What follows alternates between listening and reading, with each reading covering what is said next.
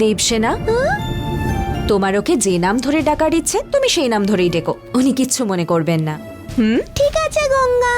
ঠিক আছে, যাও এখন ড্রেস চেঞ্জ করে নাও গিয়ে, উনি এসে তোমাকে খাইয়ে দেবেন, ঠিক আছে? ঠিক আছে, আমি গিয়ে ইউনিফর্মটা বদলে আসছি, তুমি গিয়ে খাবারটা নিয়ে এসো। ঠিক আছে।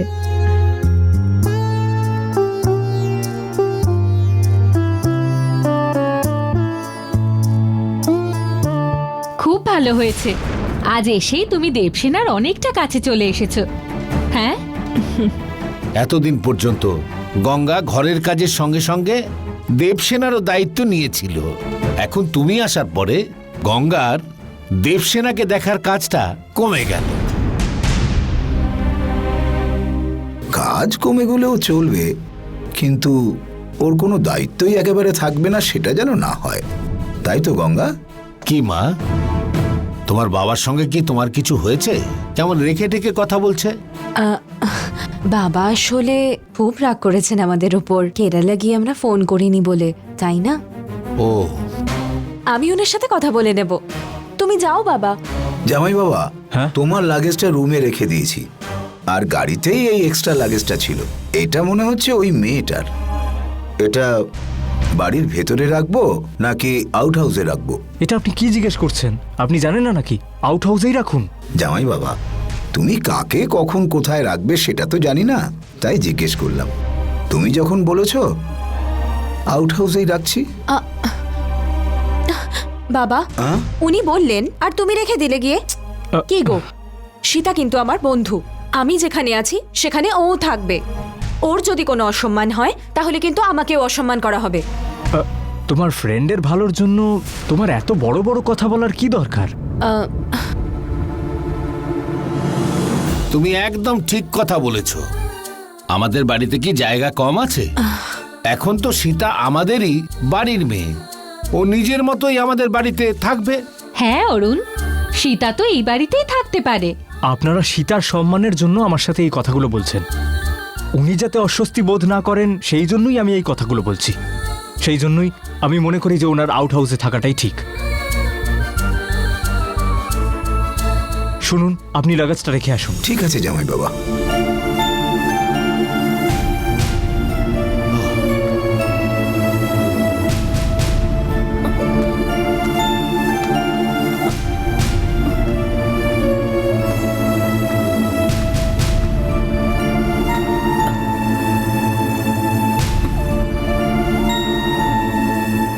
আগেই আপনি প্রচুর আঘাত পেয়েছেন, কিন্তু এই বাড়িতে আপনার যেন কোনো অসুবিধা না হয় সেই জন্যই আমি এই সিদ্ধান্তটা নিলাম। যদি আমার কথায় খারাপ লেগে থাকে আমায় ক্ষমা করবেন। আরে দেখুন, আমি অনাথ আশ্রমে থেকে বড় হয়েছি, যেখানেই আমাকে থাকতে বলবেন আমি সেখানেই থাকব। শুধু আমার জন্য আপনি যদি কোনো রকম দুঃখ পান তাহলে আমার খুব খারাপ লাগবে। আপনি দয়া করে এইসব ভাববেন না। এই বাড়িতে যখন ইচ্ছে যেমন ইচ্ছে ভাবে থাকুন। আপনার জীবনে অতীতে আপনার সাথে যা যা হয়েছে সব কিছু ভুলে যান।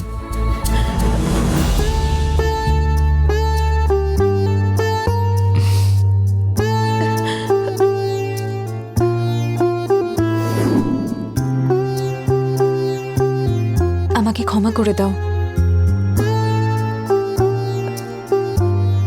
আউট হাউস তো অন্য কোনো জায়গা নয়, আমি তো এই বাড়ির আশেপাশেই আছি। সত্যি বলতে গেলে আমি সিম্পলভাবে থাকতেই পছন্দ করি। আপনার হাজবেন্ড একদম ঠিকঠাক জায়গাতেই আমাকে থাকতে বলেছেন, আপনি মন খারাপ করবেন না।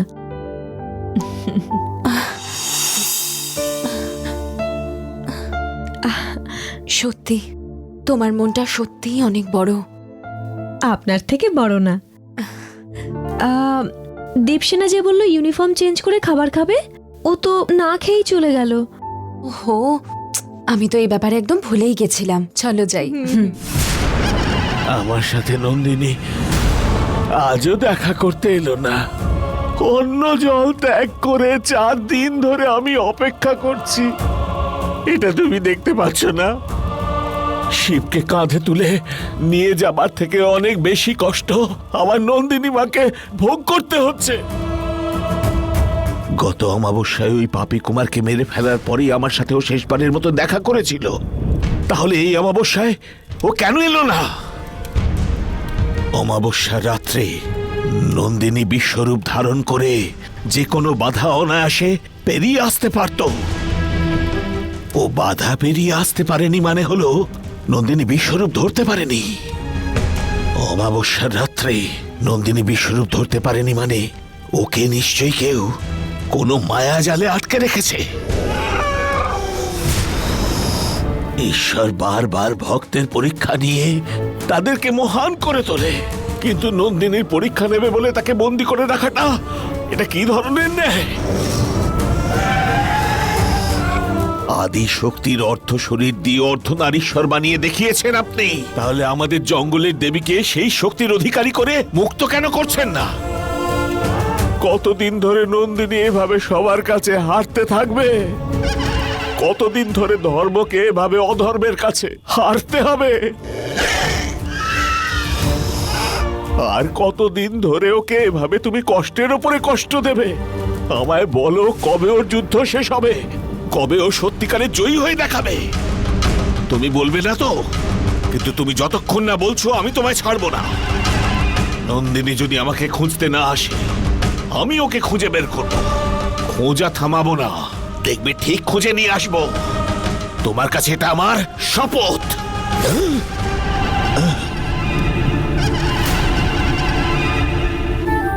এইটা দেখো, এইটা? এখানে বাবা রেডি হচ্ছে। ও, এইটা কে? এটা গঙ্গার কন্যা পুজো করার সময়ের তোলা ছবি। গঙ্গাকে বসিয়ে বাবা দেখো গঙ্গার মাথায় কলসি থেকে জল ঢালছে। দেখো, এই দেখো।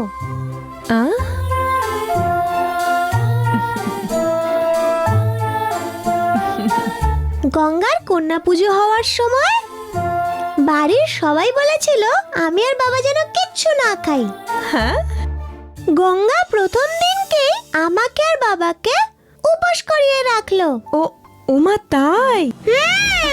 ঠিক আছে ঠিক আছে, অনেক অ্যালবাম দেখানো হয়েছে ওকে, এবার ঘুমোবে এসো। তারাও গঙ্গা, সব ফটো দেখিয়ে তারপর আসছি। হ্যাঁ, এইটা দেখো। এটা গঙ্গার বিয়ের কাপড়। আমি দেখা মাত্রই এটাকে সিলেক্ট করেছিলাম। আমার সিলেক্ট করা কাপড় পরে গঙ্গাকে কেমন দেখাচ্ছে? দেবীর মতো দেখাচ্ছে। ওই দেবীর গলাতেই বাবা মঙ্গলসূত্র পরিয়েছিল, দেখাবো? এই দেখো।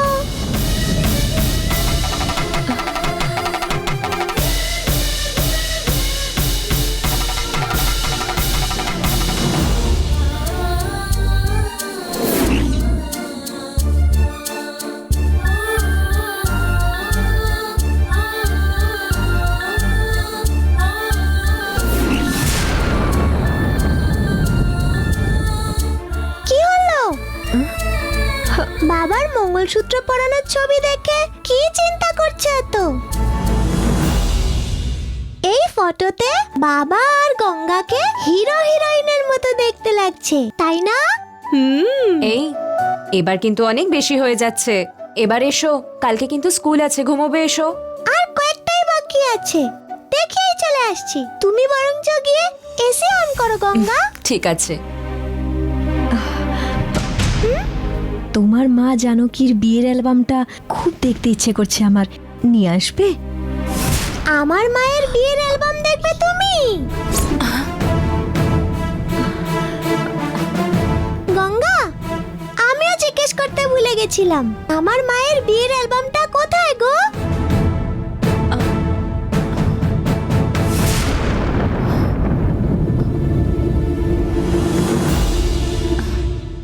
গঙ্গা, তোমার বিয়েতে আমি ছোট্ট একটা ফ্রক পরে ঘুরে বেড়াচ্ছিলাম। আমার মায়ের বিয়েতে আমাকে কেমন দেখতে ছিল দেখতে ইচ্ছে করছে।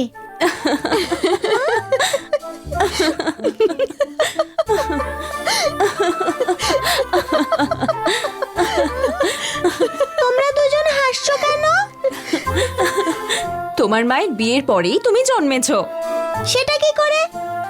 আমাকে না নিয়ে বিয়ে করলো কি করে?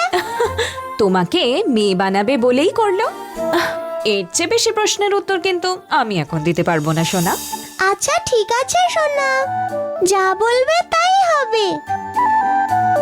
আচ্ছা, খুব দুষ্ট হয়েছো তুমি না? হ্যাঁ? তুমি আমাকে সুশুরি দিলে তো, আমিও দেবো এবার। আমাকে সুশুরি দিচ্ছ? হ্যাঁ? দেবসেনা, দেবসেনা, দাঁড়াও হচ্ছে তোমার। আমাকে সুশুরি দিচ্ছ? দাঁড়াও আমি দেখাচ্ছি। আচ্ছা মজা অনেক হয়েছে, তুমি গিয়ে আমার মায়ের অ্যালবাম নিয়ে এসো। দেখতে খুব ইচ্ছে হলো, সেই জন্য কথাটা বললাম। জানকী দিদির বিয়ের অ্যালবাম নেই, কারণ ও আসলে দিদিকে লাভ ম্যারেজ করে নিয়ে এসেছিল বাড়িতে। ও যখন জানকী দিদিকে নিয়ে এসেছিল তখন বিয়ে হয়েছে বলার মতো পরিস্থিতি বাড়িতে ছিল না। জানকী দিদিকে স্ত্রীর পরিচয় না দিয়েই ও বিদেশে চলে গেছিল। জানকী দিদির ব্যাপারটা ও শুধু আমাকেই বলেছিল, আমি ওর দেখাশোনা করতাম, কিন্তু ও এই বাড়ির কাজের মেয়ের মতোই আমার সাথে আউট হাউসেই থাকতো। দেবসেনার জন্মের পরে সবাই জানতে পারলো যে জানকী দিদি আসলে বাড়ির বউ, কিন্তু সবাই যখন এই সব কিছু জানতে পারলো তখন আরও বেঁচে ছিল না। জন্ম দেবার সময়ই ও মারা গেল।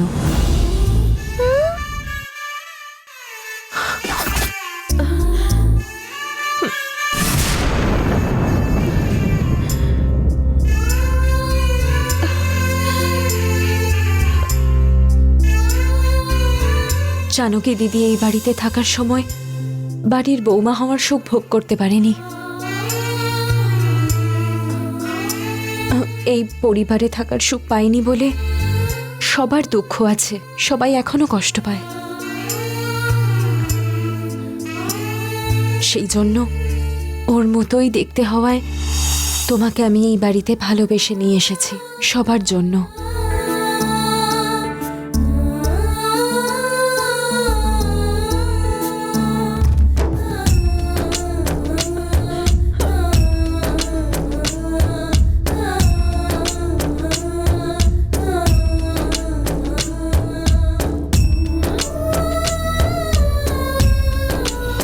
তোমাদের সবার চোখে জল কেন? বাবা, গঙ্গা মায়ের বিষয়ে কথা বলছিল তো, তাই আমাদের মন খারাপ।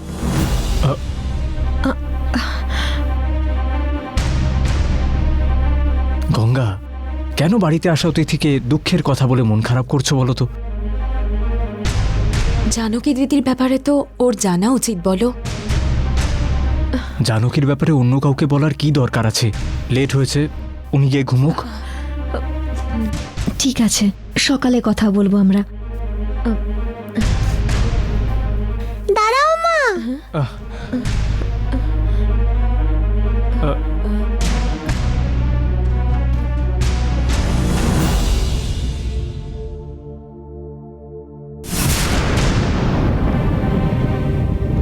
বাবা, আউট হাউসে আমার মা থাকতে পারবে না। মা আউট হাউসে থাকলে আমার কষ্ট হবে,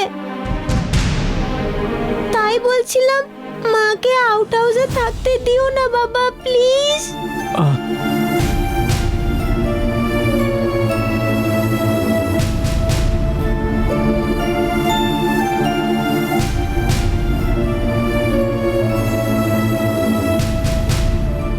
না মা, উনি আউট হাউসেই থাকবেন। কেন বাবা? সবসময় বাবার কথা শুনতে হয়, ছোটদের ঘুরিয়ে প্রশ্ন করা ঠিক নয়। বাবা প্লিজ, বাবা মা এখানে থাকুক না। দেবসেনা, কথা না শুনে এরকম জেদ করার কি দরকার? এসো ঘুমাও এসে। ঠিক আছে, আপনি আসুন।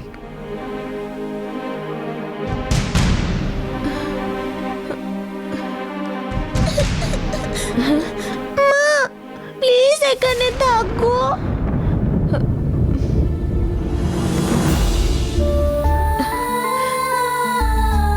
দেবসেনা, বাবার কথা শুনতে হয় মা। তুমি যখনই ডাকবে আমি তক্ষুনি চলে আসবো। এখন আর জেদ করে না, কেমন? কাঁদে না, লক্ষ্মী মেয়ে। তুমি বাবার মেয়ে না মায়ের মেয়ে? মায়ের মেয়ে। তাহলে মা যা বলবে শুনতে হবে, শুনবে তো? ঠিক আছে, এবার গিয়ে ঘুমিয়ে পড়ো। এসো।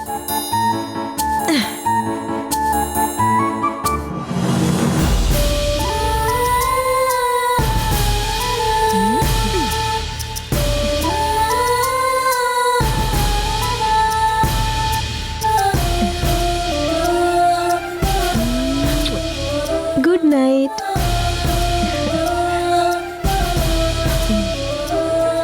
আমি আসছি। ঠিক আছে। হ্যাঁ,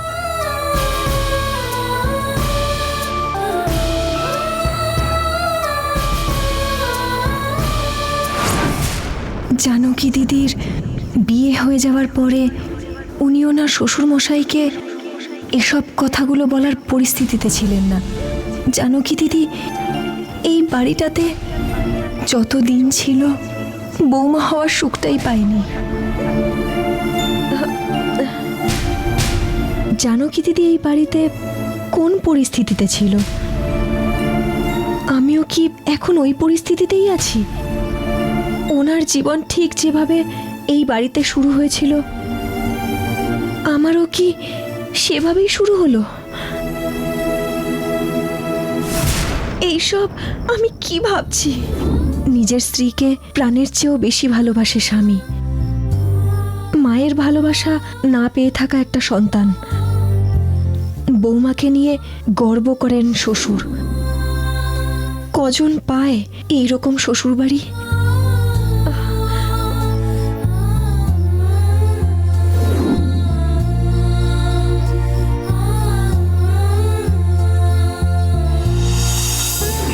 এটা কি করে সম্ভব? একটা মেয়ের কাছে মঙ্গলসূত্র ছেলে খেলার জিনিস নয়। আমি তো ঠিক করেছিলাম যে সবকিছু ছেড়ে দূরে চলে যাব, কিন্তু শেষ পর্যন্ত এই বাড়িতে আমায় আসতেই হলো। এই পরিবারের একজন হয়ে আমার যে এখন থাকতে ইচ্ছে করছে। কি করি আমি? এখান থেকে আমার যেতে ইচ্ছে করছে না। এখানে একদিন এসেই আমার মতো একটা অনাথ মেয়ে সম্পূর্ণ বদলে গেছে। আমার মনে হচ্ছে শেষ জীবন পর্যন্ত এখানেই থাকি। পরিস্থিতির চাপে পড়ে উনি আমায় মঙ্গলসূত্রটা পরিয়েছিলেন। এটা আমি শুধুমাত্র পড়েছিলাম নিয়ম রক্ষার্থে, কিন্তু এখন এটার মূল্য আমি বুঝতে পেরেছি। এটা নিয়ে আমার ইচ্ছে করছে গর্বের সাথে সারা জীবন কাটাই। এই মঙ্গলসূত্রের শক্তি আমায় যেন বলছে এটা নিয়ে সারা জীবন চলতে। কিন্তু গঙ্গার জীবনে আমি ওর পথের কাটা হয়ে থাকতে চাই না। কোনো পরিস্থিতিতেই আমি গঙ্গার বিষয়ে খারাপ ভাবতেই পারবো না, কিন্তু ওনাকে আমি স্বামী হিসেবে গ্রহণ করেছি। আমার মনটাকে আমি কি করে বোঝাবো?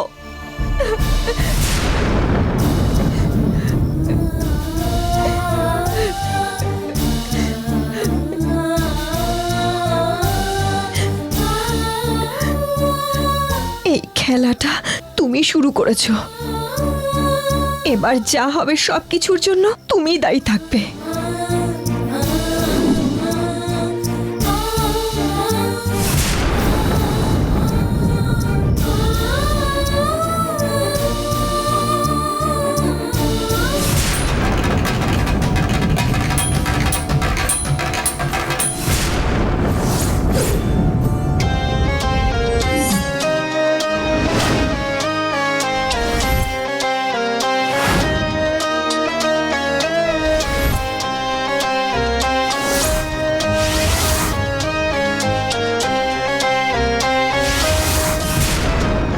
মৃত্যুঞ্জয় রুদ্রায় নীলকণ্ঠায় সম্ভবে अमृतेशाय सर्वाय महादेवाय नमः।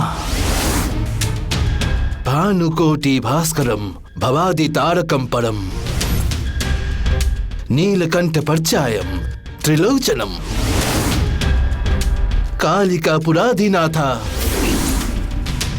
काल भैरवे प्रजे नमः।